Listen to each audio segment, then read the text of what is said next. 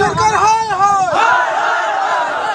সরকার হুঁশিয়ার মিজোরাম পুলিশ মুর্দাবাদ পুলিশ মুর্দাবাদ আসাম পুলিশ জিন্দাবাদ আসাম পুলিশ জিন্দাবাদ শহীদ জওয়ান অমর রহে মিজোরাম পুলিশ মুর্দাবাদ মিজোরাম পুলিশ হয় আসাম পুলিশ জিন্দাবাদ আসাম পুলিশ জিন্দাবাদ সড়ক অবরোধ স্থায়ীভাবে করতে হবে। কি হয়েছে?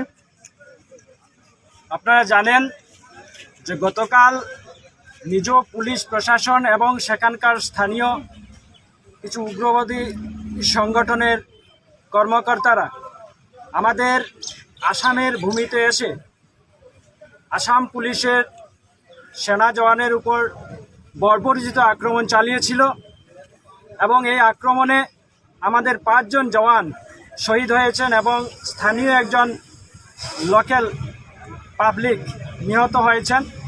আমরা এই ঘটনার তীব্র ভাষায় ধিক্কার ও নিন্দা জানাচ্ছি। আমরা আসাম সরকারের কাছে বিনম্রভাবে আবেদন রাখছি যে